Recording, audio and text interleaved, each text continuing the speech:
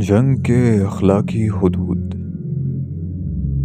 मन्नो ने जंग के अमली पहलू में बहुत कुछ तरक्की की है और अमाले जंग को एक ज़ाबिते के तहत लाने के लिए ऐसी हुदूद मुकर्रर की हैं जो किसी हद तक इस्लाम की मुकर्रर करदा हुदूद से मिलती जुलती हैं। ज़ेल में हम इसके अहकाम लफ्ज़ ब लफ्ज़ नकल करते हैं। कोई शख्स जो जंग में शामिल हो अपने दुश्मन को छुपे हुए हथियार से या जहर में बुझे हुए या कांटेदार तीर से या आग में गर्म किए हुए बिरछे से कत्ल न करे।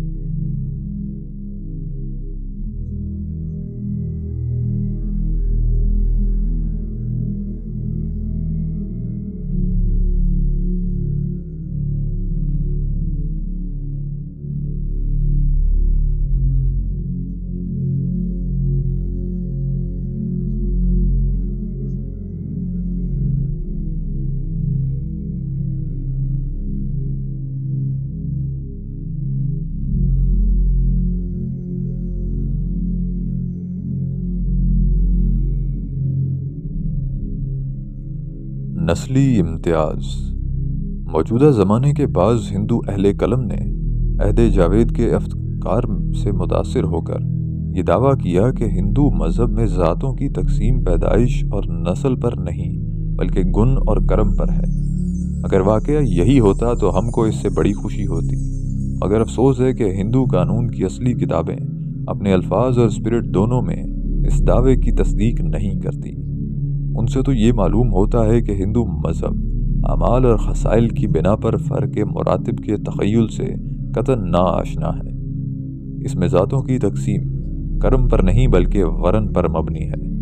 इब्तदाई ज़माने में जिन लोगों को दास और दिस्यू के खिताब दिए गए थे और बाद में जिन्हें शूदर करार दिया गया, उनकी ये तज़लील इस बिना पर न थी कि वो बदअमाल थे, बल्कि इस बिना पर थी कि वो गैर आरिया नस्ल से पैदा हुए थे। ऊपर कानून विरासत, कानून ताज़ीरात और कवानीन मुआशरत के जो अहकाम नकल किए गए हैं, उन पर एक सरसरी नज़र डाल लेने से ही यह हकीकत रोशन हो जाएगी। इनमें आप देखेंगे कि नेकोकार शूदर को भी वो हकूक़ नहीं दिए गए हैं जो बदकार और शदीद जराइम का इर्तिकाब करने वाले ब्राह्मण को हासिल है। ब्राह्मण का लड़का अगर शूदरानी के पेट से पैदा हो तो नेकोकार होने के बावजूद उसको खुद अपने उस भाई के बराबर हुकूक नहीं दिए जाते जो बाप की ब्राह्मण बीवी से पैदा हुआ हो। शूदर मर्द की औलाद अगर ब्राह्मण औरत के पेट से पैदा हो तो महज ये पैदाइश ही उसको चंडाल बना देगी और इसको वो जलील जिंदगी बसर करनी होगी जो मन्नो ने चंडालों के लिए मखसूस कर दी है। ये किस लिए? क्या ये कर्म का फल है? क्या शूदर के यहाँ पैदा होना भी कोई बदअमली और ब्राह्मण के यहाँ पैदा होना कोई नेकोकारी है? अगर ऐसा नहीं है तो हम सिवाय इसके और क्या कह सकते हैं कि ये नेकी और बदी का नहीं, नस्ल और कौमियत का इम्तियाज़ है। हिंदू मज़हब ने शराफत और ज़िल्लत को इंसान के ज़ाती अमाल व खसाइस से नहीं बल्कि नुत्फ़ा व बतन से मखसूस रखा है।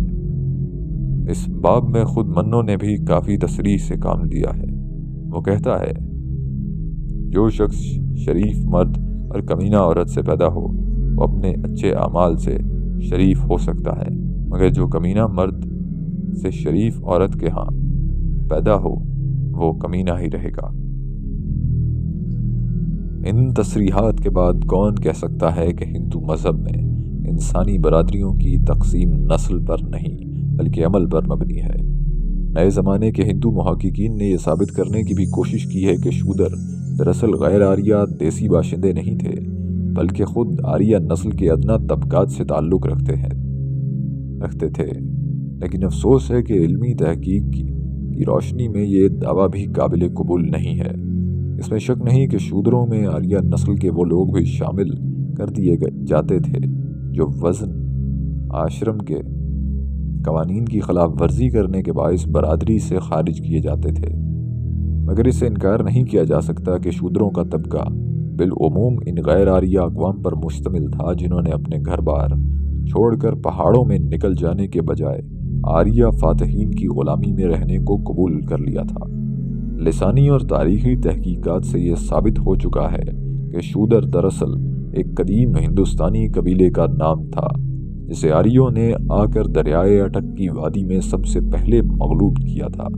اس کے بعد جو ہندی قبائل آریوں کی حکومت کے تابع ہو جاتے ہیں ان کو شودر کے نام سے موسوم کیا جاتا، اور جو قبائل برسر جنگ ہوتے ان کو دسیو اور ملج کہا جاتا تھا۔ تیترے برہمن میں ایک جگہ لکھا ہے، برہمن ایک جاتی ہے جو دیوتاؤں سے نکلی ہے، اور شودر ایک دوسری جاتی ہے جو دوسروں یا ارواح خبیثہ سے نکلی ہے۔ انہی اسلاف کے اخلاف ہیں۔ یہ عبارت اس بات کو بالکل واضح کر دیتی ہے کہ شودر انہی اسلاف کے اخلاف ہیں جنہیں ابتدائی زمانے میں ارواح خبیثہ کہا گیا تھا۔ تاریخ ہند قدیم کے تمام ممتاز محققین اسی رائے کے مؤید ہیں۔ مثال کے طور پر ہم ان میں سے چند کے نتائج تحقیق یہاں نقل کرتے ہیں۔ راگھوزن لکھتا ہے، یہ تقسیم آریوں اور دسیوں کے درمیان ہوتی ہے۔ مقدم الذکر کو تو ہم خوب جانتے ہیں، رہے مؤخر الذکر تو طبعی مناسبت ہم کو اس نتیجے کی طرف لے جاتی ہے کہ وہ دیسی باشندوں یعنی غیر آریہ اقوام کے سوا اور کہیں نہیں ہیں۔ یہ وہ قوم ہیں جن کو آریہ مہاجرین نے اس ملک میں پایا اور ایک طویل دور جنگ و نزاع کے بعد کم و بیش غیر مرغوب انقیاد کی حالت تک پہنچا دیا۔ اس میں کسی شک کی گنجائش نہیں ہے کہ یہیں سے ذاتوں کی تقسیم کا ابتدائی سر رشتہ ہمارے ہاتھ لگتا ہے، کیونکہ یہی مجموعی تقسیم اس تقسیم سے مشابہت تام رکھتی ہے جو موجودہ زمانے میں دویجوں اور شودروں کے درمیان پائی جاتی ہے۔ علاوہ بری جات پات کے لیے آریوں کی زبان میں لفظ ورن استعمال کیا گیا ہے جس کے معنی رنگ کے ہیں، اور آگے چل کر ہم دیکھیں گے کہ گورے فاتحین اور سیاہ رنگ دیسی باشندوں کے درمیان اسی رنگ کے فرق کو ویدک نظموں میں جگہ جگہ بیان کیا گیا ہے۔ پھر خود لفظ دسیو بھی ان معنوی تغیرات کے ساتھ جو اس پر گزرے ہیں ہمارے سامنے ایک واضح داستان بیان کرتا ہے۔ یہ ایک قدیم آریہ لفظ ہے جسے ایرانی لوگ اس کے اصلی بے ضرر معنی قوم اور گروہ میں استعمال کرتے تھے۔ ہندوستان آ کر اس نے ایک معاندانہ رنگ اختیار کر لیا، وہ دشمن کے معنی میں بولا جانے لگا۔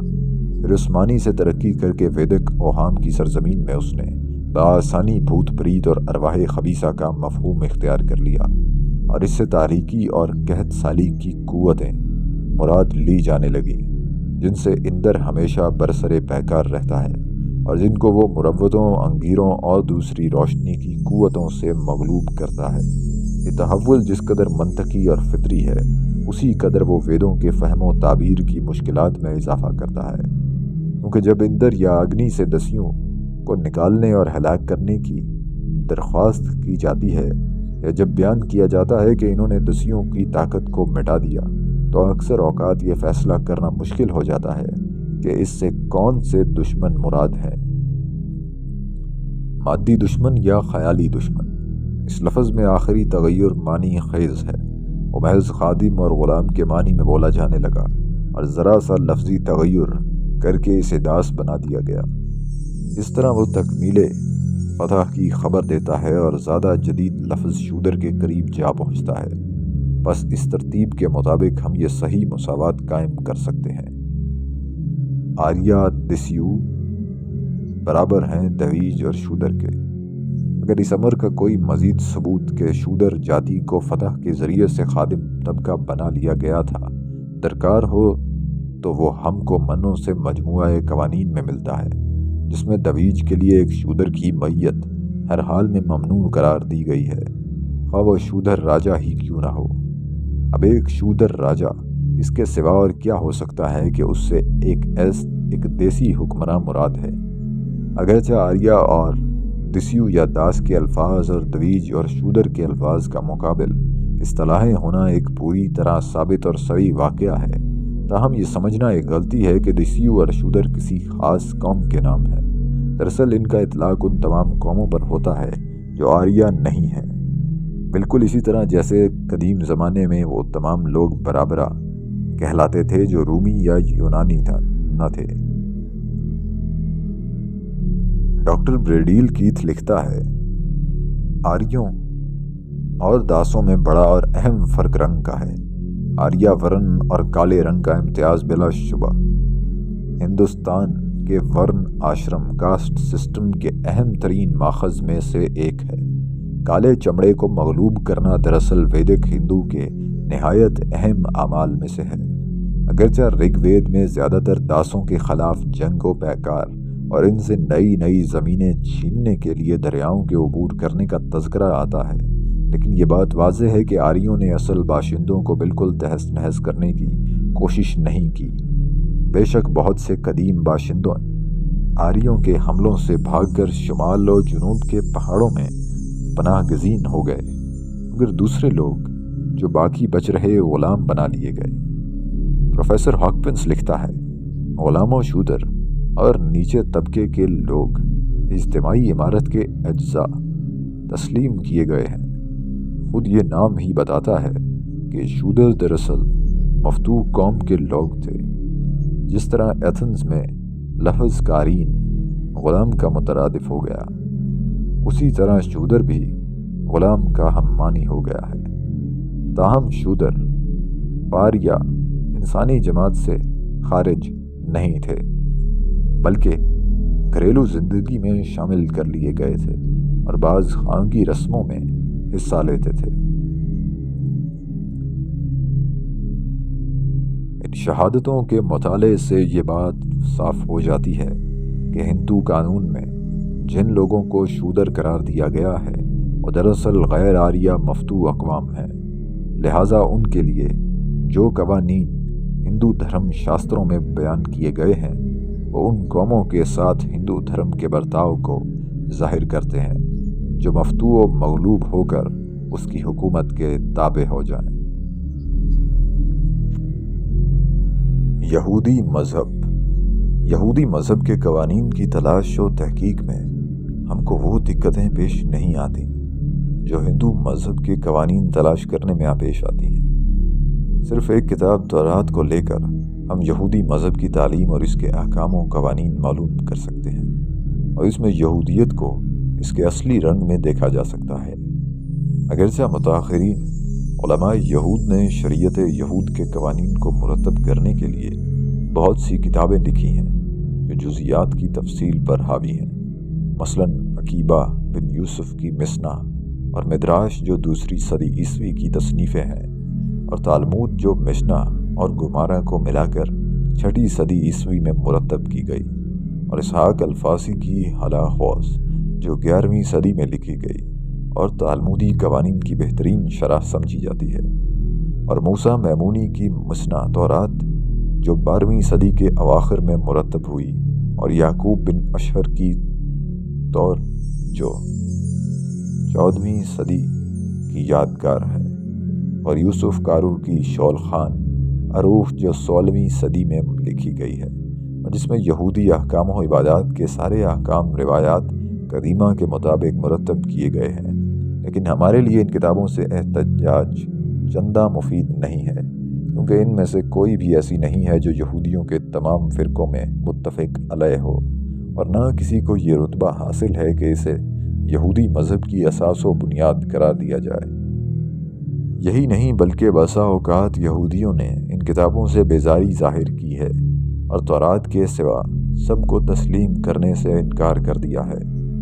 چنانچہ جولائی 1906 میں ربیون امریکہ کی مرکزی معتمر کا جو اجتماع انڈیانا پولس میں ہوا تھا، اس نے مذہبی ضوابط کی ہمہ گیری کے خلاف اعلانیہ اظہار بغاوت کر دیا تھا، لہٰذا ہم ان سب کتابوں کو نظر انداز کر کے مسئلہ جنگ میں صرف تورات کی طرف رجوع کرتے ہیں۔ یہاں اس امر کا اظہار ضروری ہے کہ تورات کے متعلق ہم جو کچھ کہیں گے وہ اس تورات کے متعلق نہیں ہوگا جو حضرت موسیٰ علیہ السلام پر نازل ہوئی تھی، بلکہ اس تورات سے متعلق ہوگا جو آج عہد عتیق اولڈ ٹیسٹمنٹ کے نام سے دنیا میں موجود ہے۔ ہماری تحقیق یہ ہے کہ عہد عتیق کی کتب خمسہ اصلی تورات نہیں ہے۔ اصلی تورات دنیا سے ناپید ہو چکی ہے۔ اس نظریے کی تائید خود عہد عتیق سے ہوتی ہے۔ اس سے ہم کو معلوم ہوتا ہے کہ حضرت موسیٰ علیہ السلام نے اپنی زندگی کے آخری زمانے میں حضرت یشوع علیہ السلام کی مدد سے تورات کو مرتب کر کے ایک صندوق میں رکھوا دیا تھا۔ ان کے انتقال کے بعد 6 صدی میں جب بخت نصر نے بیت المقدس کو آگ لگا دی تو وہ مقدس صندوق ان تمام کتابوں سمیت جل گیا جو حضرت موسیٰ علیہ السلام کے بعد شریعت موسویہ کے مجددین نے مرتب کی تھیں۔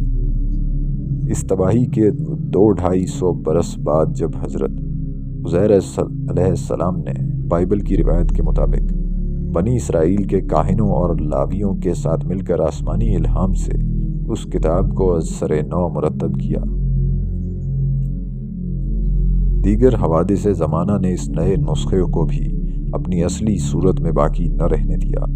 سکندر اعظم کی عالمگیر فتوحات کا سیلاب جب یونانی حکومت کے ساتھ یونانی علوم و آداب کو بھی لے کر شرق ادنا پر پھیل گیا تو اس میں تورات کی تمام کتابیں یونانی زبان میں منتقل کر دی گئیں اور رفتہ رفتہ اصل عبرانی نسخہ متروک ہو کر یہی یونانی ترجمہ رائج ہو گیا۔ بس آج جو تورات ہمارے سامنے ہے اس کی سند کسی طرح حضرت موسیٰ علیہ السلام تک نہیں پہنچتی، مگر اس کا یہ مطلب نہیں کہ موجودہ تورات میں اصلی تورات کا کوئی جز بھی شامل نہیں ہے یا یہ سراسر جعلی ہے۔ دراصل جو کچھ ہم کہنا چاہتے ہیں وہ یہ ہے کہ اس تورات میں اصل تورات کے ساتھ بہت سی دوسری چیزیں مل جل گئی ہیں اور بعید نہیں کہ اس کی بعض چیزیں اس میں سے غائب ہو گئی ہوں۔ آج جو شخص بھی محققانہ نظر سے اس کتاب کو پڑھے گا وہ صریح طور پر یہ محسوس کرے گا کہ اس میں خدا کے کلام کے ساتھ یہودی علماء کی تفسیریں، بنی اسرائیل کی قومی تاریخ، اسرائیلی فقہا کے قانونی اجتہادات اور دوسری بہت سی چیزیں خلط ملط ہو گئی ہیں، جنہیں الگ کر کے کلام الہی کو چھانٹ نکالنا سخت مشکل کام ہے۔ اس کے ساتھ ہم یہ بھی واضح کر دینا چاہتے ہیں کہ قرآن سے تورات کا دین وہی ہے جو خود قرآن کا دین ہے، اور موسیٰ علیہ السلام اسی طرح اسلام کے پیغام بر تھے جس طرح محمد صلی اللہ علیہ وسلم ہیں۔ بنی اسرائیل ابتدا میں اسی دین اسلام کے پیرو تھے، مگر بعد میں انہوں نے اصل دین میں اپنی خواہشات کے مطابق بہت کچھ کمی بیشی کر کے ایک نیا مذہبی نظام یہودیت کے نام سے بنا لیا۔ لہٰذا یہاں ہم جس چیز پر بحث کر رہے ہیں وہ یہی یہودیت ہے، نہ کہ وہ دین جو حضرت موسیٰ علیہ السلام لائے تھے۔ مقصد جنگ تورات میں نہایت کثرت سے لڑائیوں کا ذکر آیا ہے اور جگہ جگہ جنگ کا حکم دیا گیا ہے، مگر سوائے اس ایک مقصد کے جو استثناء باب 2 اور اعداد باب 33 میں بیان کیا گیا ہے، اور کسی مقصد کا نشان ہم کو نہیں ملتا۔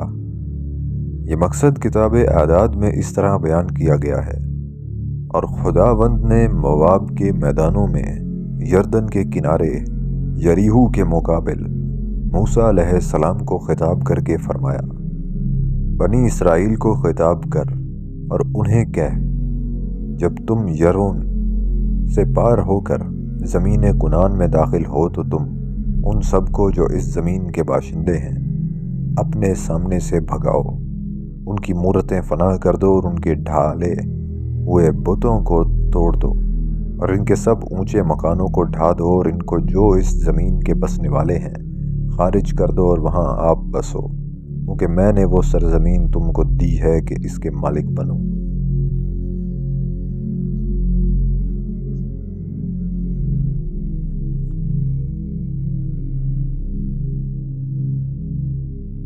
حدود جنگ کے حدود و ضوابط کے متعلق ہم کو تورات میں کچھ زیادہ تفصیلات نہیں ملتی، تاہم اس سے اتنا معلوم ہوتا ہے کہ یہودی مذہب اپنے پیرووں کو دشمن کے ساتھ کسی قسم کا سلوک کرنے کی ہدایت کرتا ہے۔ اس کے لیے ذیل کے احکام قابل مطالعہ ہیں۔ کتاب استثناء میں ہے، اور جب تو کسی شہر کے پاس اس سے لڑنے کے لیے آ پہنچے تو پہلے اس سے صلح کا پیغام کر۔ تب یوں ہوگا کہ اگر وہ تجھے جواب دے کہ صلح منظور ہے اور دروازہ تیرے لیے کھول دے تو ساری خلق جو اس شہر میں پائی جائے تیری خراج گزار ہوگی اور تیری خدمت کرے گی، اور اگر وہ تجھ سے صلح نہ کرے بلکہ جنگ کرے تو اس کا محاصرہ کر، اور جب خداوند تیرا خدا اسے تیرے قبضے میں دے دے تو وہاں کے ہر ایک مرد کو تلوار کی دھار سے قتل کر، مگر عورتوں اور لڑکوں اور مواشی کو اور جو کچھ اس شہر میں ہو اس کی ساری لوٹ اپنے لیے لے، اور تو اپنے دشمن کی اس لوٹ کو جو خداوند تیرے خدا نے تجھے دی ہے کھائیو۔ جب تم کسی شہر کو اس ارادے سے کہ لڑائی کر کے اسے لو مدت تک محاصرہ کیے رہو تو تیر چلا کر اس کے درختوں کو خراب مت کیجیو، کیونکہ ہو سکتا ہے کہ تو ان کا میوہ کھائے، سو تو انہیں محاصرہ کے کام میں لانے کے لیے کاٹ نہ ڈالیو، کیونکہ میدان کے درخت آدمی کی زندگی ہے۔ لیکن ان قوموں کے شہروں میں جنہیں خداوند تیرا خدا تیری میراث کر دیتا ہے، کسی چیز کو جو سانس لیتی ہے جیتا نہ چھوڑیو، بلکہ تو ان کو حرم کیجیو۔ کتاب خروج میں ہے، آج کے دن جو حکم میں تجھے کرتا ہوں تو اسے یاد رکھیو کہ میں اموریوں اور کنانیوں اور ہتیوں اور فرزیوں اور حویوں اور حبیوسیوں کو تیرے آگے سے ہانکتا ہوں۔ ہوشیار رہ، ایسا نہ ہوئے کہ تو اس سرزمین کے باشندوں کے ساتھ جس میں تو جاتا ہے کچھ عہد باندھ لیوے، ایسا نہ ہو کہ وہ عہد تیرے درمیان پھندا ہو، بلکہ تم ان کی قربان گاہوں کو ڈھا دو اور ان کے بتوں کو توڑ دو اور ان کی یسیرتوں کو کاٹ ڈالو۔ کتاب یشوع میں ہے، اور انہوں نے ان سب کو جو شہر میں تھے، کیا مرد کیا عورت، کیا جوان کیا بوڑھا، کیا بیل کیا بھیڑ، کیا گدھا، سب کو یکلخت تہہ دیکھ کر کے حرم کیا۔ پھر انہوں نے اس شہر کو اس سب سمیت جو اس میں تھا پھونک دیا، مگر روپا اور سونا اور پیتل اور لوہے کے ظروف خداوند کے خزانے میں داخل کیے۔ ان عبارات سے ظاہر ہوتا ہے کہ یہودی مذہب اپنے دشمنوں کو دو قسموں پر تقسیم کرتا ہے، ایک وہ جنہیں خداوند نے بنی اسرائیل کی میراث میں نہیں دیا ہے، دوسرے وہ جنہیں اس نے ان کی میراث میں دیا ہے۔ ان دونوں کے ساتھ اس کا معاملہ جدا جدا رنگ کا ہے۔ پہلی قسم کے دشمنوں کے لیے اس کا حکم یہ ہے کہ پہلے انہیں صلح کا پیغام دیا جائے، اور اگر وہ اسے قبول کر کے اپنا ملک بنی اسرائیل کے سپرد کر دیں تو ان کو باج گزار اور خدمت گزار بنا لیا جائے، لیکن اگر وہ صلح نہ کریں تو ان کے ساتھ جنگ کی جائے اور فتح پانے کے بعد ان کے تمام مردوں کو قتل کر دیا جائے، عورتوں اور بچوں کو غلام بنا لیا جائے اور مال اسباب پر قبضہ کر لیا جائے۔ دوران جنگ میں باغوں اور کھیتوں اور میوہ دار درختوں کو خراب کرنے کی ممانعت ہے، مگر اس لیے نہیں کہ یہ ایک مفسدانہ فعل ہے، بلکہ اس لیے کہ انہیں اس طرح خراب کر دینے سے فتح حاصل ہونے کی صورت میں فاتح کو کوئی فائدہ نہ پہنچ سکے گا۔ دوسری قسم کے دشمنوں کو وہ تمام انسانی حقوق اور رعایات سے محروم کر دیتا ہے۔ اس کا حکم یہ ہے کہ ان قوموں سے کوئی صلح و معاہدہ نہ کیا جائے، ان کے خلاف بلا تعامل جنگ چھیڑ دی جائے، ان کی بستیوں کو تباہ و برباد کر دیا جائے، ان کی کھیتیاں اور باغات اور عمارتیں اور عبادت گاہیں سب تہس نہس کر دی جائیں، ان کی عورتیں، مرد اور بچے حتیٰ کہ جانور تک تہہ تیغ کر دیے جائیں، اور روئے زمین سے ان کا نام و نشان مٹا دیا جائے۔ اس جنگ کی غایت صرف یہ قرار دی گئی ہے کہ میراث میں دی ہوئی قومیں کلیتاً نیست و نابود کر دی جائیں۔ ان قوموں کے سامنے کوئی ایسی شرط پیش کی ہی نہیں گئی جسے پورا کرنے کے بعد ان کی جاں بخشی ممکن ہو۔ اس تعلیم پر کسی تبصرے کی حاجت نہیں، وہ اپنے اوپر آپ تبصرہ کر رہی ہے۔ اس پر جیتا جاگتا تبصرہ فلسطین کی اسرائیلی ریاست ہے، جو اسی میراث ارضی کے تخیل پر قائم ہوئی، اور اس 20ویں صدی میں بھی اس نے عربوں کے ساتھ وہی کچھ کر کے دکھا دیا جس کی ہدایت بائبل میں دی گئی تھی۔ بدھ مذہب، یہاں تک ان مذاہب کا ذکر تھا جن سے اسلام کا اختلاف نفس جنگ کے جواز و عدم جواز میں نہیں بلکہ محض اس کی اخلاقی اور عملی نوعیت میں تھا۔ اب دوسری قسم ان مذاہب کی ہے جو سرے سے جنگ ہی کے مخالف ہیں اور اسلام سے اس بنا پر اختلاف رکھتے ہیں کہ وہ جہاد بالسیف کی اجازت ہی کیوں دیتا ہے۔ ان مذاہب میں تاریخی ترتیب کے اعتبار سے پہلا نمبر بدھ مذہب کا ہے۔ بدھ مذہب کے ماخذ، مسئلہ زیر بحث میں بدھ مذہب کے طریقے کی تحقیق کرنے سے قبل یہ امر ذہن نشین کر لینا چاہیے کہ آج ہمارے پاس یہ معلوم کر لینے کا کوئی یقینی ذریعہ نہیں ہے کہ فی الواقع بدھ کی تعلیم کیا تھی۔ بدھ نے اپنی زندگی میں کوئی کتاب نہیں لکھی، اس نے اپنے قائم کردہ مذہب کے عقائد اور احکام کا کوئی ایسا مجموعہ بھی مرتب نہیں کرایا جس سے اس کی تعلیمات خود اس کی زبان سے معلوم کی جا سکتی ہوں۔ تاریخ سے ثابت ہوتا ہے کہ اس کے کسی پیروں نے بھی اس کی زندگی میں یا اس کے بعد کسی قریبی زمانے میں اس کی تعلیمات کو ضبط تحریر میں لانے کی کوشش نہیں کی۔ بعض روایات سے اتنا معلوم ہوتا ہے کہ اس کے انتقال کے بعد راج گریہا میں ایک بڑی مجلس منعقد ہوئی تھی جس میں اس کے ایک دو مخصوص مریدوں نے اس کی تعلیمات پر زبانی لیکچر دیے تھے، لیکن اول تو خود انہی روایات سے ثابت ہوتا ہے کہ ان لیکچروں کو ضبط تحریر میں نہیں لایا گیا۔ دوسرے تاریخی حیثیت سے یہ بھی پوری طرح ثابت نہیں ہوتا کہ آیا یہ کونسل فی الواقع منعقد ہوئی بھی تھی یا نہیں۔ مہاپر نیبان سوتر جو ہمارے پاس بدھ کی تعلیم اور اس کے بعد کے حالات معلوم کرنے کا سب سے زیادہ مستند ذریعہ ہے، اس کونسل کے بارے میں بالکل خاموش ہے۔ اب رہیں موجود کتابیں جو اس مذہب کے متعلق ہماری معلومات کا تنہا ذریعہ ہیں، سو یہ سب بدھ کے بہت بعد کی تصنیف ہیں۔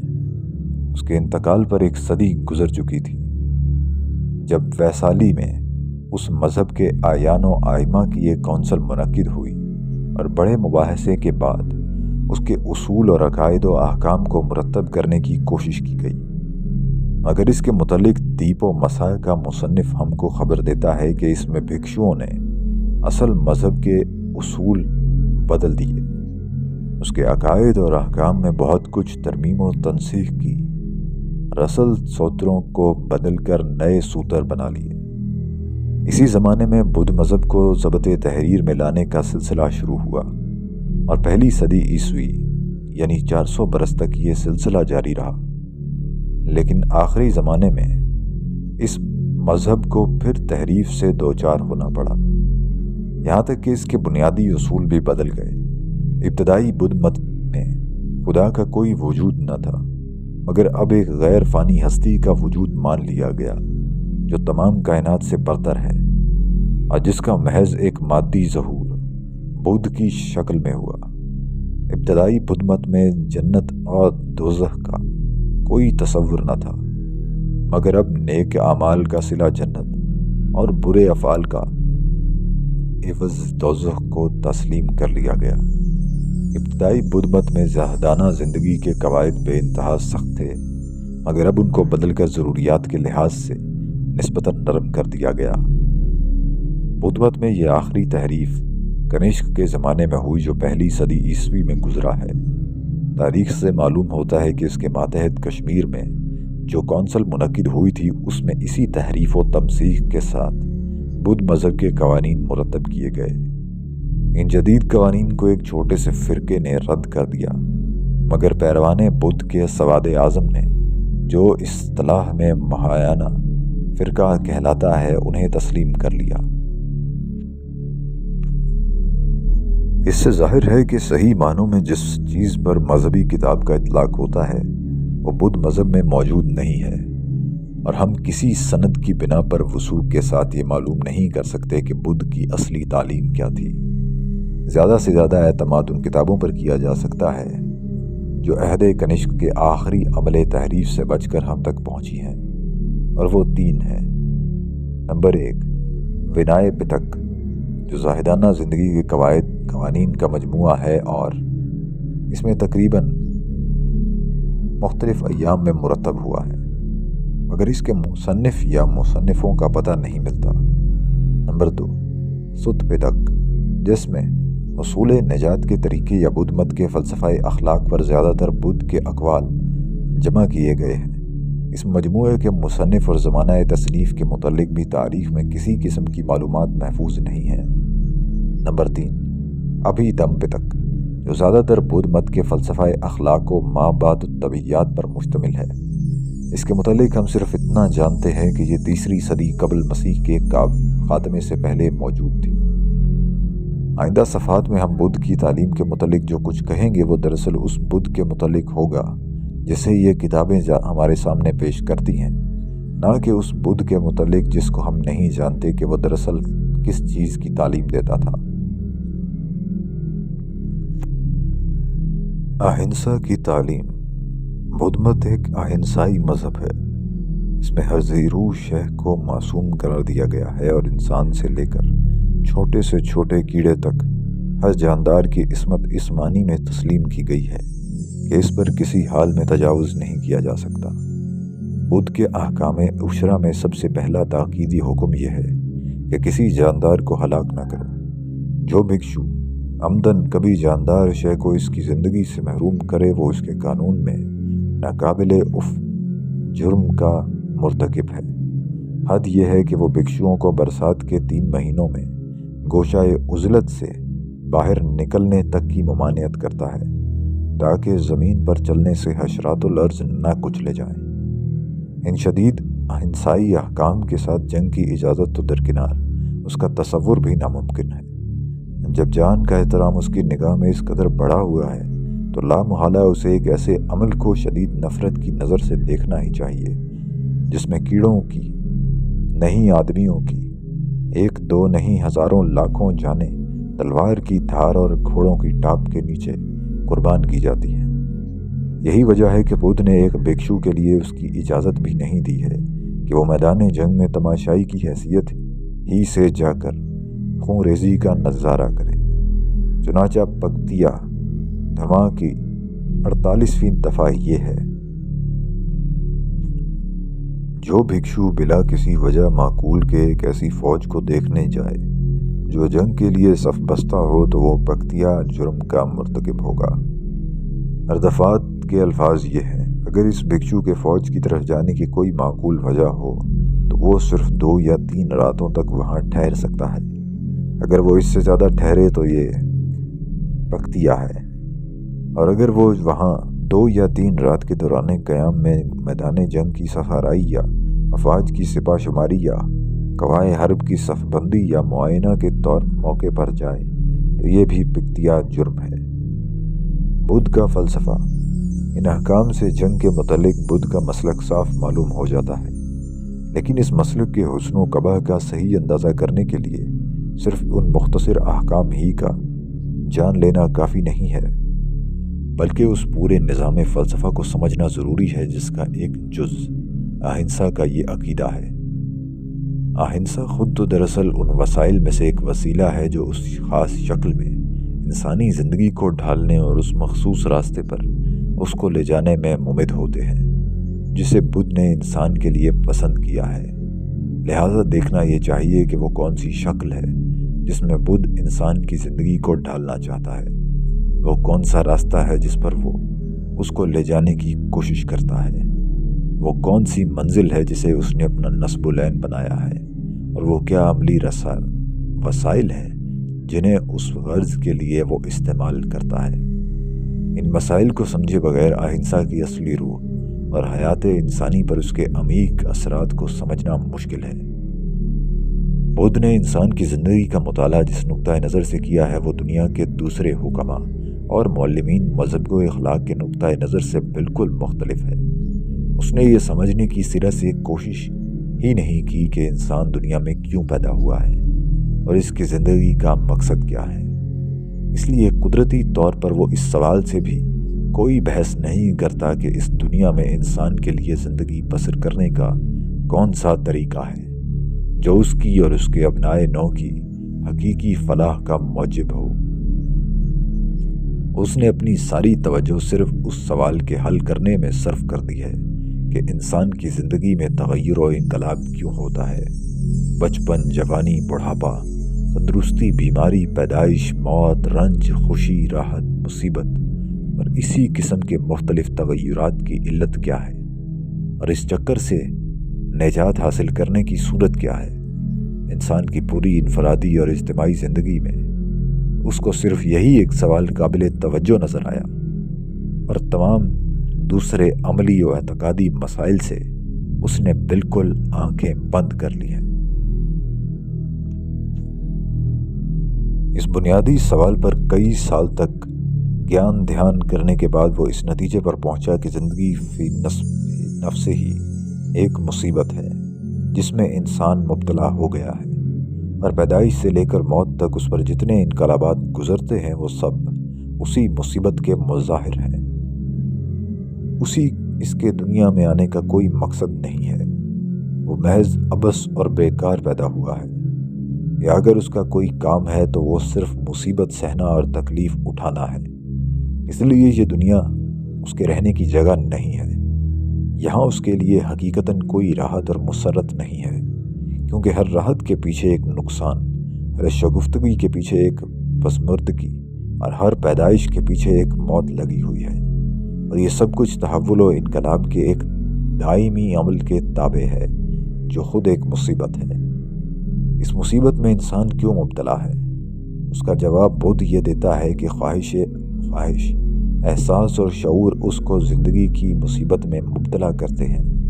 نفس کی انہی قوتوں کے باعث دنیا سے انسان کا تعلق قائم ہوتا ہے، اور یہی تعلق اسے بار بار دنیا میں لاتا ہے۔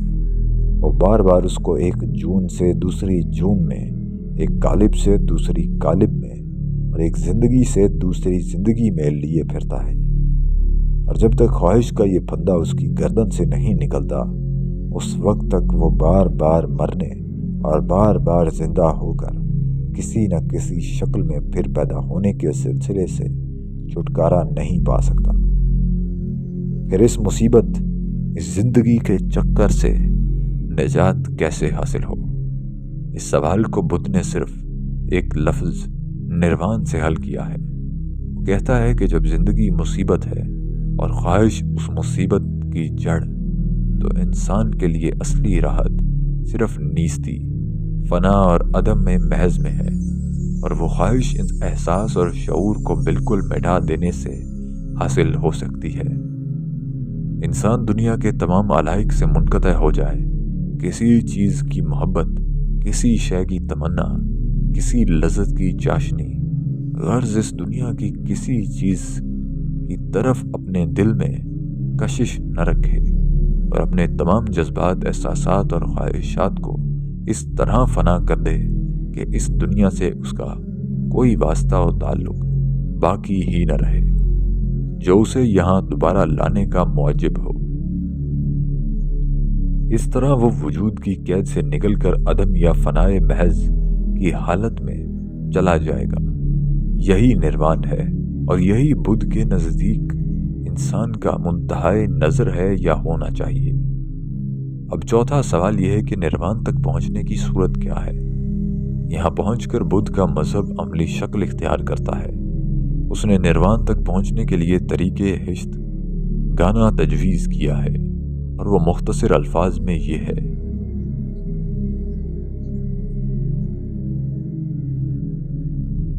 صحیح عقیدہ یعنی مذکورہ بالا چاروں بنیادی صداقتوں کو اچھی طرح سمجھنا، صحیح ارادہ یعنی ترک لذات کا مصمم فیصلہ اور دوسروں کو تکلیف پہنچانے اور زیرو ہستیوں کو ایذا دینے سے کامل پرہیز، صحیح گفتار یعنی بدزبانی یا گوئی، غیبت اور جھوٹ سے احتراز، صحیح چلن یعنی بدکاری، قتل نفس اور خیانت سے اجتناب، صحیح معیشت یعنی جائز طریقے سے روزی حاصل کرنا، صحیح کوشش یعنی دھرم کے احکام کے مطابق عمل کرنا، صحیح حافظہ یعنی اپنے گزشتہ اعمال کو یاد رکھنا، صحیح تخیل یعنی راحت اور مسرت سے بے نیاز ہو کر عدم محض نروان کی طرف دھیان لگانا۔ لفظ نروان کے مفہوم میں علماء کے درمیان اختلاف ہے۔ بنسن آلڈنبرگ اور رہس ڈیوڈیوس وغیرہ کے نزدیک وہ نفس کی ایک حالت ہے جس میں وہ معصیت اور خواہش سے پاک، دنیاوی زندگی سے بے نیاز اور کامل امن و سکون سے متمتع ہو۔ لیکن میکس مولر، شمس ہارڈی، سون ہیلیئر اور دوسرے محققین اس مبہم تعریف پر اکتفا نہیں کرتے، بلکہ صاف تصریح کرتے ہیں کہ اس سے مراد انسان کا معدوم ہو جانا یا ہستی کی قید سے بالکل آزاد ہو جانا ہے۔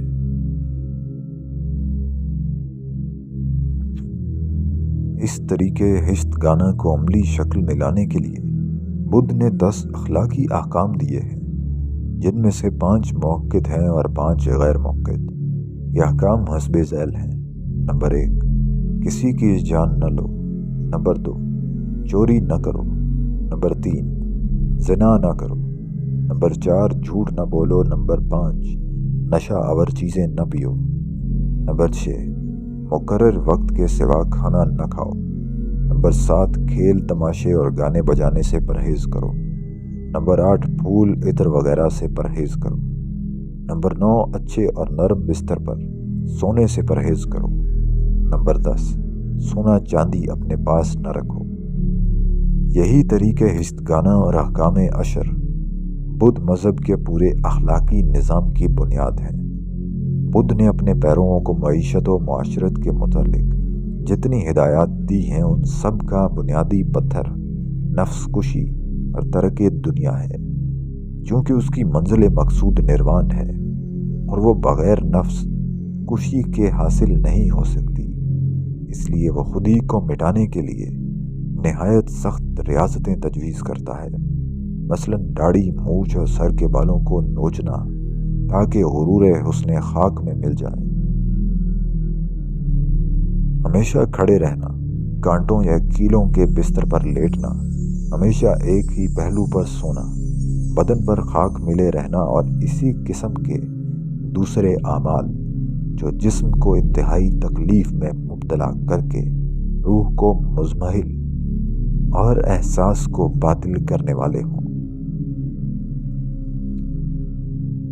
ان کے علاوہ زندگی بسر کرنے کے عام طریقوں کے متعلق بھی بدھ نے ایسے ہی احکام دیے ہیں۔ اس جگہ ان سب کی تفصیل دینا بہت مشکل ہے کیونکہ وہ کئی جلدوں پر محیط ہیں، تاہم مثال کے طور پر چند نقل کیے جاتے ہیں۔ 4 چیزیں جن سے پرہیز کی سخت تاکید ہے یہ ہیں: عورت اور مرد کا فطری تعلق، اس میں جائز اور ناجائز کا کوئی امتیاز نہیں ہے۔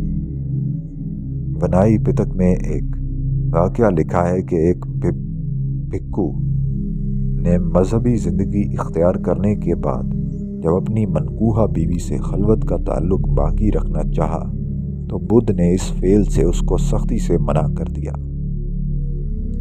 نمبر 2، چوری، حتیٰ کہ گھاس کے ایک تنکے کی بھی۔ نمبر 3، کسی جاندار حتیٰ کہ چھوٹے سے چھوٹے کیڑے کو بھی عمدن ہلاک کرنا۔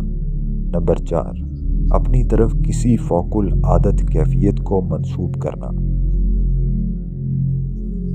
مذہبی زندگی اختیار کرنے کے بعد انسان نئے کپڑے نہ پہنے، کوڑے پر پڑے ہوئے چیتھرے یا قبرستان سے مردوں کے کفن سے لے کر ان کی گدڑیاں سی لینی چاہیے، مگر اس قسم کی گڈریاں بھی ایک وقت میں 3 سے زیادہ نہ ہوں۔ بسر اوقات کے لیے کوئی پیشہ نہ کرے، ایک لکڑی کا چمبل لے کر خاموشی کے ساتھ در بدر بھیک مانگتے پھرنا چاہیے۔ یہ بھیک کی روزی ہی بدھ مذہب میں سب سے زیادہ پاک روزی ہے۔ خود بدھ اپنے وہار سے نکل کر روزانہ بھیک مانگنے جایا کرتا تھا، اسی لیے وہ اپنے پیرووں کو بھکشو اور خود اپنے آپ کو مہا بھکشو یعنی سب سے بڑا بھکاری کہتا ہے۔ رہنے کے لیے کوئی مکان نہ بنائے، جنگل میں رہنا چاہیے اور درختوں کے سائے میں پناہ لینی چاہیے۔ بیمار ہو تو کوئی دوا استعمال نہ کرے، پیشاب کی تحلیل اس کے لیے کافی وسیلہ علاج ہے۔ اپنے جسم کو صاف رکھنے کی کوشش بھی نہ کرے، حد سے حد 15 دن میں ایک مرتبہ نہانا جائز ہے۔ اپنے پاس روپیہ پیسہ بالکل نہ رکھے، تجارت، لین دین، خرید و فروخت اور تمام ایسے کاموں سے پرہیز کرنا چاہیے جن میں چاندی سونا استعمال کیا جاتا ہو۔ اچھی قسم کا بستر بھی نہ رکھے، ایک موٹا چھوٹا کمبل رکھنا چاہیے اور اس ایک کمبل کو کم از کم 6 سال چلانا چاہیے۔ بدھ مذہب کی اصلی کمزوری یہ اس پورے اخلاقی نظام کا خلاصہ ہے جس کا ایک جز اہنسا کی تعلیم ہے۔ بلا شبہ اس میں بعض نہایت عمدہ اخلاقی ہدایات بھی موجود ہیں۔ ناانصافی ہوگی اگر ہم اس پرہیزگاری اور پاک سیرتی کی تعریف نہ کریں جس کی تعلیم بدھ نے دی ہے اور جس کا ایک مکمل عملی کونا خود اس نے اپنی پرعظمت زندگی میں پیش کیا ہے، لیکن فروع میں اپنے اندر بہت سی خوبیاں رکھنے کے باوجود اصول میں یہ پورا نظام اول سے لے کر آخر تک غلط ہے۔ اس کی بنیاد ایک غلط عقیدے پر ہے۔ حیات انسانی کے متعلق اس کا نظریہ غلط ہے۔ اس نے ایک غلط مقام سے انسان اور اس کی زندگی پر نظر ڈالی ہے، ایک غلط مقام کو انسان کی منزل مقصود قرار دیا ہے اور ایک غلط راستہ اس تک پہنچنے کے لیے تجویز کیا ہے۔ بدھ دراصل دنیا کے حوادث اور تغیرات اور زندگی کے انقلاب اور تحول کو دیکھ کر مبہوت ہو گیا ہے۔ وہ ان کی اصلی علت کو سمجھنے کی کوئی کوشش نہیں کرتا، ان کی گہرائیوں میں اتر کر حقیقت کا سراغ نہیں لگاتا، نامردانگی کے ساتھ ان کا مقابلہ کر کے کسی بلند نصب العین کی طرف اقدام کا عزم کرتا ہے۔ اس کے بجائے وہ ان کا ایک سطحی مطالعہ کرتا ہے اور ایک سرسری نظر ڈال کر اس نتیجے پر پہنچ جاتا ہے کہ انسان کی زندگی عبث ہے، یہ سارا کارخانہ دنیا بےمانی ہے، اس میں انقلاب اور گردش کا جو سلسلہ جاری ہے وہ کسی سبب اور علت اور مقصد و منشا کے بغیر صرف انسان کو دکھ دینے اور ستانے کے لیے چل رہا ہے۔ انسان کو عقل، احساس، ادراک، شعور، جذبات، خواہشات اور جسمانی قوتیں جو کچھ حاصل ہیں سب اسے مصیبت میں مبتلا کرنے کے لیے ہے اور ان کا کوئی بہتر مصرف نہیں ہے۔ دنیا کی دولت و ثروت، اس کی تہذیب، اس کا تمدن، اس کی سیاست، اس کی حکومت، اس کی صنعت و تجارت، غرض اس کے سارے کاروبار بے فائدہ ہیں۔ یہ سب تعلقات کے پھندے ہیں جو انسان کو بار بار زندگی کی طرف کھینچ لاتے ہیں اور تناسخ کے ایک دائمی چکر میں مبتلا رکھتے ہیں۔ بس اس دنیا میں بجز اس کے انسان کا اور کوئی کام نہیں ہے کہ وہ اپنی ذات کے سوا تمام خارجی تعلقات سے منقطع ہو جائے اور اپنی ذات کو بھی ہر قسم کی لذتوں سے محروم کر کے طرح طرح کی تکلیفوں میں مبتلا کر کے اس حد تک مٹا دے کہ وہ ہستی اور وجود کی قید سے چھوٹ کر نیستی اور عدم کی سرحد میں چلا جائے۔ اب یہ ظاہر ہے کہ جو شخص دنیا کے مصائب سے خوفزدہ ہو کر خود دنیا ہی کو چھوڑ دیتا ہے، اس کے تمام تمدنی اور اجتماعی علائق سے الگ ہو کر صرف اپنی نجات کی فکر میں لگ جاتا ہے۔ اور اس نجات آدم کی منزل تک پہنچنے کے لیے بھی وہ راستہ اختیار کرتا ہے جو دنیا کے اندر سے نہیں بلکہ باہر ہی باہر گزر جاتا ہے۔ اس سے ہرگز امید نہیں کی جا سکتی کہ وہ اپنے خاندان، اپنی قوم، اپنے وطن اور اپنے ابنائے نو کی فلاح و بہبود کے لیے کوئی شجاعانہ جدوجہد کرے گا۔ اپنے دل و دماغ کی قوتوں اور اپنے مادی و معنوی وسائل کو اولو العزمی کے ساتھ سوسائٹی کی ترقی و اصلاح کے کام میں لگائے گا۔ ظلم و عدوان، فتنہ و فساد، طغیان و سرکشی اور گمراہی و ضلالت سے بہادرانہ جنگ کر کے دنیا میں عدل و انصاف، امن و امان اور حق و صداقت کا علم بلند کرے گا، اور ان مشکلات کا مردانہ وار مقابلہ کرے گا جو قدرتی اسباب کے ماتحت ہر کام میں انسان کو پیش آتی ہیں۔ یہ جدوجہد، یہ عملی سرگرمی، یہ سرفروشی و جانبازی، یہ میدان جنگ کی مصیبتیں، یہ تیر و تفنگ کی جراحتیں، یہ سیاست و فرما روائی کی بوجھل ذمہ داریاں تو وہی شخص اٹھا سکتا ہے جو اس دنیا کو جائے عمل سمجھتا ہے، جس کے پیش نظر زندگی کا ایک بلند نصب العین اور ایک اعلیٰ مقصد ہے، جو اپنے آپ کو ایک اہم خدمت پر مامور اور ایک بالاتر ہستی کے سامنے جواب دہ سمجھتا ہے، اور جس کو یہ یقین ہے کہ اس دنیا میں وہ جتنا زیادہ عمل کرے گا اتنا ہی زیادہ انعام مستقبل کی دائمی زندگی میں پائے گا۔ ورنہ جو غریب پہلے ہی اپنی جان سے بیزار ہو، اپنے عمل کے نتائج سے مایوس ہو، اپنے گرد و پیش کی مشکلات سے شکستہ خاطر ہو، دنیا کے ہر حادثے سے ڈر کر، ہر مصیبت سے سہم کر، ہر انقلاب سے خوف کھا کر عدم کی گود میں پناہ لے رہا ہو، اس بزدل، پست ہمت اور بیچارے عزم انسان سے کب یہ امید کی جا سکتی ہے کہ وہ ذمہ داریوں کے اس بھاری بوجھ کو اٹھائے گا اور خواہ اپنی جان کو جہاد و قتال اور سیاست و فرما روائی کی مصیبت میں مبتلا کرے گا۔ اس نے تو پہلے ہی دنیا کے بکھیڑوں کو چھوڑ کر موت اور دائمی موت کو اپنی زندگی کا منتہائے نظر بنا لیا ہے۔ پھر اسے کیا پڑی ہے کہ شمشیر بکف ہو کر میدان عمل میں نکلے اور اس دنیا کے انتظام میں اپنا وقت ضائع کرے، جس کی زندگی کو وہ بیکار اور جس کے سارے کارخانے کو وہ بے معنی و بے نتیجہ سمجھتا ہے۔ بدھ مذہب نے ترک دنیا کی جو تعلیم دی ہے اس پر یہاں تبصرہ نہیں کیا گیا، کیونکہ آگے چل کر مسیحیت کے باب میں بھی ہم کو یہی بحث کرنی ہے، اس لیے یہاں اسے چھوڑ دیا گیا ہے۔ بس بدھ مذہب جو اہنسا کا قائل ہے تو اس کی وجہ یہ نہیں ہے کہ وہ دنیا اور اس کے معاملات کی ذمہ داریوں کو قبول کرتا ہے اور اس کے باوجود جنگ و خون ریزی کو غیر ضروری سمجھتا ہے، بلکہ دراصل اس کی وجہ یہ ہے کہ اس کو دنیا اور اس کے معاملات سے کوئی سروکار ہی نہیں ہے، اس لیے قدرتی طور پر اس کو جنگ و پیکار سے بھی اجتناب ہے۔ اس نے اہنسا کو اس لیے اختیار کیا ہے کہ ترک دنیا اور رہبانیت کی زندگی میں تلوار کا کوئی کام نہیں ہے، اور اس نصب العین تک پہنچنے میں اس سے کسی قسم کی مدد نہیں ملتی جو ایک بدھ سنیاسی کا منتہائے نظر ہے۔ پیروان بدھ کی زندگی پر اہنسا کا اثر۔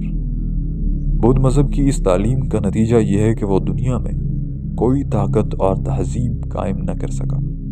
اس میں اتنی قوت کبھی پیدا نہیں ہوئی کہ کسی تہذیب کو شکست دے کر اپنا اثر قائم کر دے۔ جن جن ملکوں میں وہ پہنچا ان کی اخلاقی زندگی میں ایک منفی تغیر پیدا کرنے تو اسے ضرور کامیابی ہوئی، مگر ان کے طرز سیاست اور ان کے نظام تمدن کو بدل کر ایک بہتر نظام قائم کرنے میں نہ وہ کامیاب ہو سکا اور نہ اس نے کوشش کی۔ بلا شبہ اس کو دنیا میں بہت اشاعت نصیب ہوئی، شرق اوسط اور شرق اقصی میں اس کو جتنا عروج حاصل ہوا کسی اور کو نہ ہو سکا۔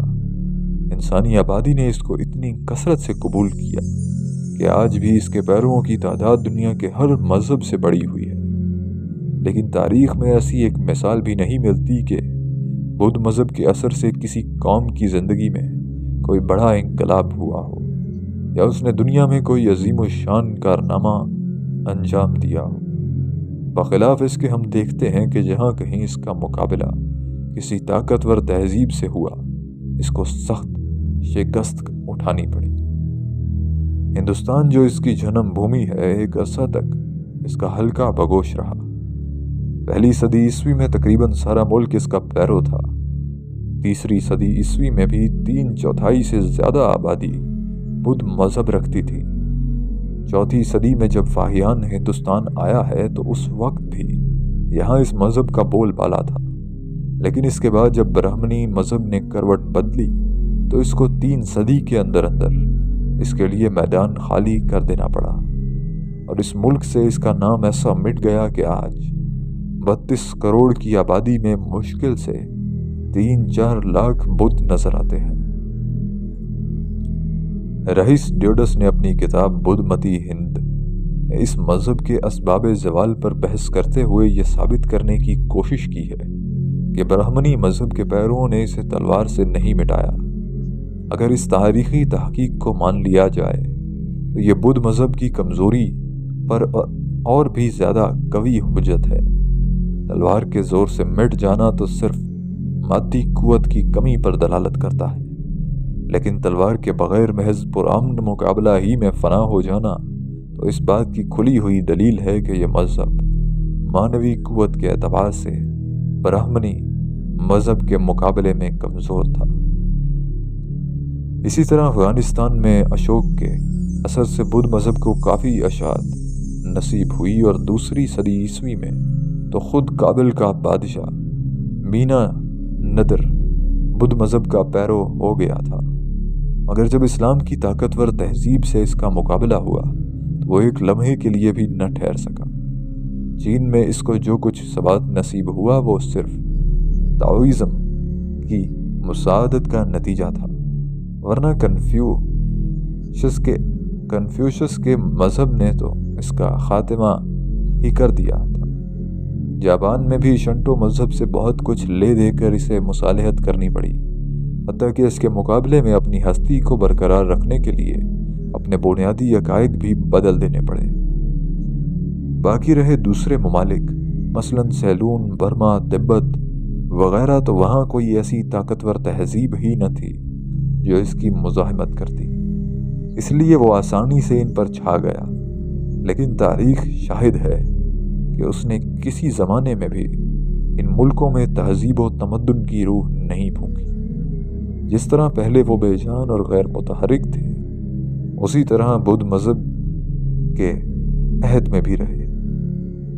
علاوہ بری یہ ایک ناقابل انکار حقیقت ہے کہ بدھ مذہب نے کسی جگہ حکومت کا مقابلہ کرنے اور سوسائٹی کے بگڑے ہوئے نظام کو درست کرنے کی جرات نہیں کی۔ بدھ کے دستور العمل میں سیاست کو ذرا برابر بھی دخل نہیں ہے۔ اس نے حکومت میں حصہ لینے یا اس کو بدلنے کے بجائے ہر حال میں اس کی اطاعت کرنے کا حکم دیا ہے، عام اس سے کہ وہ جابر و ظالم ہو یا عادل و منصف۔ اسی پر بس نہیں، بلکہ اس نے شیطانی قوت کے مقابلے میں عجز و انکسار اور ظلم کے مقابلے میں مجبورانہ برداشت کی ایسی تعلیم دی ہے کہ اس کا کوئی پیرو سخت سے سخت مظالم پر بھی اف نہیں کر سکتا۔ اس کا قول یہ ہے کہ انسان پر اس زندگی میں جتنے مصائب نازل ہوتے ہیں سب ان گناہوں کا نتیجہ ہیں جو اس نے اپنی پہلی زندگی میں کیے تھے۔ لہٰذا جب کسی شخص پر کوئی دشمن ظلم کرے تو اسے یہ سمجھنا چاہیے کہ یہ ظالم قصوروار نہیں ہے، بلکہ میں خود قصوروار ہوں۔ میں نے گزشتہ جنم میں کوئی ایسا ہی گناہ کیا ہوگا جس کی یہ سزا مجھ کو مل رہی ہے۔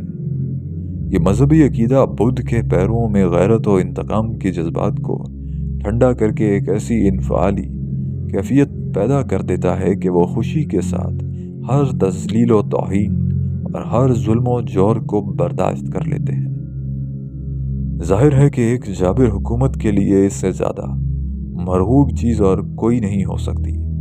ایسا مذہب اس کے لیے خطرہ ہونے کے بجائے مزید استحکام کا موجب ہوتا ہے۔ جو رعایا اس قسم کے عقائد پر ایمان رکھتی ہو اسے اطمینان کے ساتھ ہر قسم کے ظالمانہ قوانین اور جابرانہ احکام کا تابع بنایا جا سکتا ہے۔ اس کو ہر طرح ٹیکسوں اور رشوتوں کے ذریعے لوٹا جا سکتا ہے۔ اس کی جان و مال اور عزت و آبرو پر ہر قسم کے حملے کیے جا سکتے ہیں۔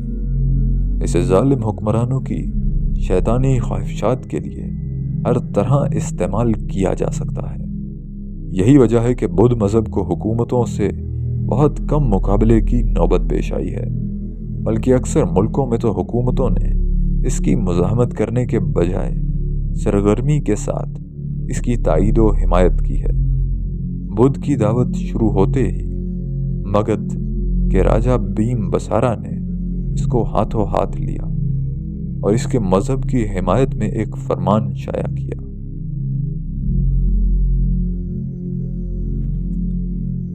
اس کے بعد اس کا بیٹا اجت سترودھ بھی بدھ کا معتقد اور اس کے مذہب کا سرگرم حامی رہا۔ کوسالا کے راجا پاس نادی اگنی دت نے خود اس کو اپنے ملک میں آنے کی اجازت دی۔ اس کے مذہب کو قبول کیا اور اس سے تعلقات بڑھانے کے لیے شاکیہ خاندان کی ایک لڑکی سے شادی کر لی۔ اس کے علاوہ روایات سے معلوم ہوتا ہے کہ سورا سنیاس کا راجا اونتی پت اور ایک دوسرا راجا ایلیا بھی بدھ کا مرید اور اس کا معید تھا۔ اس دور سے گزر کر تیسری صدی قبل مسیح میں ہم دیکھتے ہیں کہ اشوک نے اس مذہب کی سرپرستی کی اور اپنے تمام شاہانہ وسائل استعمال کر کے نہ صرف اطراف و اکناف ہند میں بلکہ دور دور کے ممالک میں بھی اسے پھیلا دیا۔ پھر پہلی صدی عیسوی میں کنشک نے اس مذہب کی سرگرمی کے ساتھ حمایت کی۔ اس کے بعد تیسری صدی عیسوی میں وکرما جیت اول نے خود برہمنی مذہب رکھنے کے باوجود بدھ مت کی سرپرستی کی اور اس کو تقویت پہنچائی۔ 7ویں صدی میں پھر ایک طاقتور راجا ہرش کی سرپرستی اس کو حاصل ہوئی اور اس نے اتنے زور کے ساتھ اس کی حمایت کی کہ برہمنی مذہب کے شیدائی اس کے قتل کی سازشیں کرنے لگے۔ ہندوستان سے باہر تبت اور منگولیا میں قبلائی خان نے اس مذہب کی اشاعت میں اپنی پوری قوت صرف کر دی، کیونکہ وہ سیاسی وجوہ سے اپنی مملکت کے لیے اس کو مفید سمجھتا تھا۔ چین میں شاہ منگ ٹی نے خود اس کے مبلغوں کو دعوت دی اور بڑھ کر اس کا استقبال کیا۔ اس کے بعد بھی اکثر بادشاہ اس کی تائید و حمایت کرتے رہے۔ یہی حال دوسرے ممالک کا بھی ہے، جن کا حال تاریخ کا تبتو کرنے سے اچھی طرح معلوم ہو سکتا ہے۔ بس بدھ مذہب کو دنیا میں جو اشاعت نصیب ہوئی اور صدیوں کے بہم انقلابات کے باوجود وہ اکثر ممالک میں زندہ رہا، اس کی وجہ یہ نہیں ہے کہ وہ اپنی کوئی طاقتور تہذیب رکھتا تھا یا اس کی قوت حیات مضبوط تھی، بلکہ اس کی وجہ صرف یہ ہے کہ وہ جابرانہ فرما روائی کے آگے ہمیشہ سر جھکاتا رہا۔ اس نے ظلم کے مقابلے کی کبھی جرت نہیں کی اور انسانیت کو سرکش حکمرانوں کے تسلط سے نجات دلانا کیا مانی اس کا خیال تک نہیں کیا۔ اس لیے حکومت نے ہمیشہ اس کی تائید کی اور اس کے وجود کو اپنے غلبہ و قہر کے لیے مفید سمجھا۔ اس مختصر تبصرے سے معلوم ہو سکتا ہے کہ جنگ کے معاملے میں اسلام اور بدھ مذہب کے درمیان کس قسم کا اختلاف ہے۔ اسلام کے نزدیک دنیا میں انسان ایک بہت بڑے مقصد کے لیے پیدا کیا گیا ہے اور اس کی نجات کا راز اسی دنیا کو بہترین اسلوب سے برتنے میں مضمر ہے۔ اس لیے وہ انسان کو ہر اس طریقے عمل کے اختیار کرنے کا حکم دیتا ہے جو اس کی اور اس کے ابنائے نو کی اخلاقی و مادی فلاح اور دنیاوی زندگی کے بہترین انتظام کے لیے ضروری و مفید ہے۔ بخلاف اس کے بدھ مذہب کی نظر میں انسان کی زندگی کا کوئی مقصد نہیں ہے اور اس کی نجات بس اسی میں ہے کہ اس دنیا اور اس کے تمام تعلقات حتیٰ کہ خود اپنی ذات سے بھی کنارہ کش ہو جائے۔ اس لیے وہ اس کو کسی ایسی عملی کوشش یا ذہنی دلچسپی کی اجازت نہیں دیتا جس کی بدولت دنیا کی کسی چیز سے اس کا رابطہ و تعلق قائم رہتا ہو۔ اب عقل سلیم خود فیصلہ کر سکتی ہے کہ آیا اسلام کا جہاد انسانیت کے لیے زیادہ مفید ہے یا بدھ مذہب کی آہنسا۔